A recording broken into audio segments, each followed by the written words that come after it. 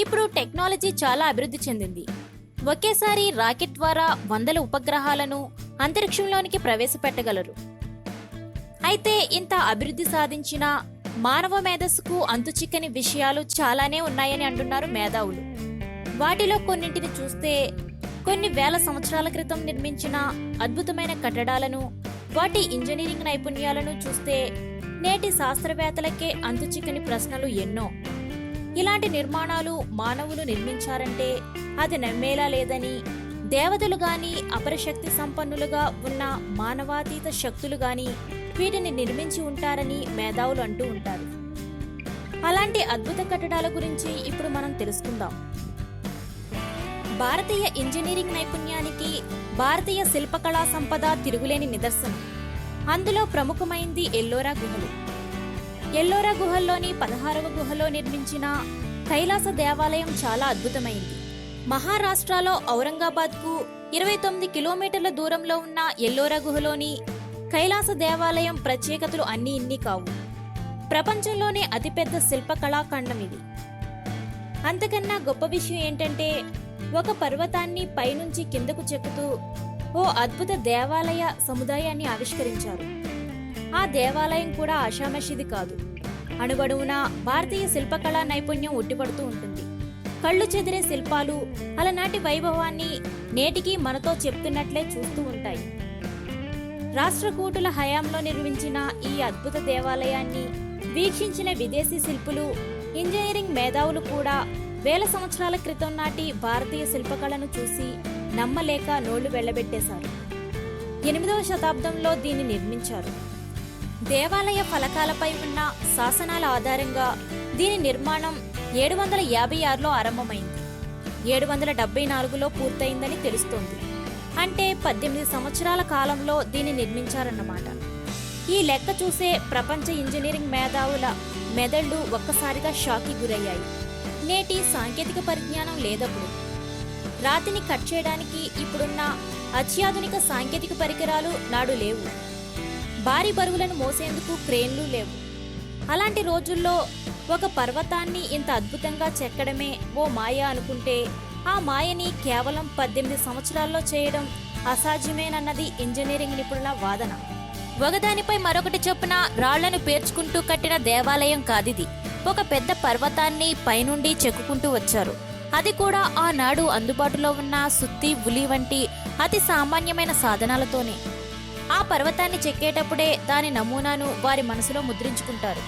ఇలా చెక్కింది ఒక్క దేవాలయమే కాదు, దేవాలయాల సమూహం.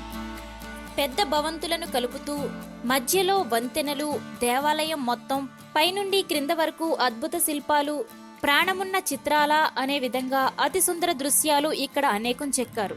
ఇక దేవాలయాల విషయానికొస్తే శివుడు, పార్వతి, బ్రహ్మ, విష్ణువు, కుబేరుడు, లక్ష్మీదేవిలతో పాటు గంగా, యమున, సరస్వతీదేవిల విగ్రహాలు దేవాలయ ప్రాంగణంలో ఏ గోడ మీద చూసినా, ఎటువైపు చూసినా శిల్పకళ సంపదతో మెరిసిపోయేలా చేశారు.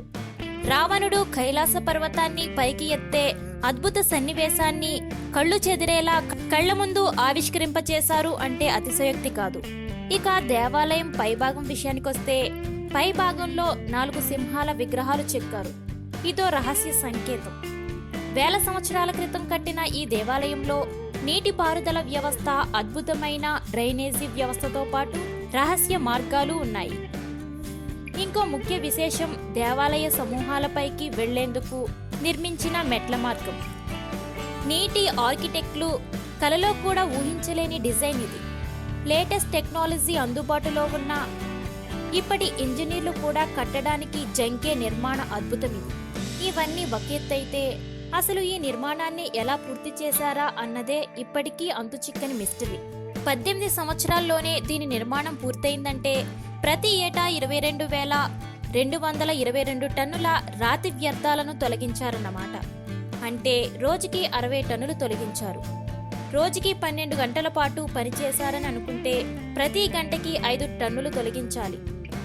అడ్వాన్స్డ్ టెక్నాలజీ అందుబాటులో ఉన్న ఈ రోజుల్లో కూడా ఇది సాధ్యం కాదంటున్నారు ఇంజనీరింగ్ మేధావులు. ఇంకో విశేషం ఏంటంటే ఈ దేవాలయ వైభవాన్ని చూసి ఔరంగజేబు అసూయతో రగిలిపోయాడు. దేవాలయాన్ని పూర్తిగా ధ్వంసం చేయాల్సిందిగా 1000 మంది కార్మికులను ఆదేశించాడు. 1682లో ఔరంగజేబు ఈ దుర్మార్గానికి నిర్ణయం తీసుకున్నాడు. అయితే ఔరంగజేబు పంపిన 1000 మంది 3 సంవత్సరాల పాటు రాత్రింబగండ్లు రెక్కలు ముక్కలు చేసుకున్న ఈ దేవాలయాన్ని ధ్వంసం చేయలేకపోయారు. కేవలం అక్కడక్కడ కొన్ని విగ్రహాలను మాత్రమే, అది కూడా కొద్దిమేర మాత్రమే ధ్వంసం చేయగలిగారు.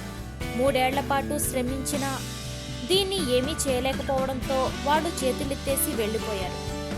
ఔరంగజేబు పంపించిన కార్మికులు 3 ఏళ్లు కష్టపడ్డా ఈ దేవాలయాన్ని ఏమీ చేయలేకపోవడం కూడా ఓ సాంకేతమే అంటున్నారు వారు. ఆకాశంలో విమానంలోంచే కాదు, గూగుల్ ఎర్త్ సెర్చ్లోనూ కైలాస దేవాలయం చాలా స్పష్టంగా కనిపిస్తుంది. ఇంజనీరింగ్ మేధస్సుకు కైలాస దేవాలయం తిరుగులేని నిదర్శనమని కొనియాడబడుతుంది. ఎవరు కట్టారు, ఎప్పుడు కట్టారు, ఎందుకు కట్టారు అన్న ప్రశ్నలను పక్కన పెట్టేస్తే కైలాస దేవాలయం కానీ ఎల్లోరా గుహలు కానీ ప్రపంచంలోనే భారతదేశం గర్వించదగ్గ అద్భుత నిర్మాణాలు. అంతకు మించి తిరుగులేని శిల్పకళా సంపదకు నిలువెత్తు తార్కాణం. అయితే దానిని ఎలా కట్టారనేది ఇప్పటికీ కూడా అంతుచిక్కని మిస్టరీనే. ఈ వీడియోస్ మీకు నచ్చినట్లయితే సబ్స్క్రైబ్ చేయండి, నచ్చితే లైక్, కుదిరితే కామెంట్ ఇవ్వండి. మరిన్ని ఇంట్రెస్టింగ్ వీడియోస్ కోసం టచ్లో ఉండండి.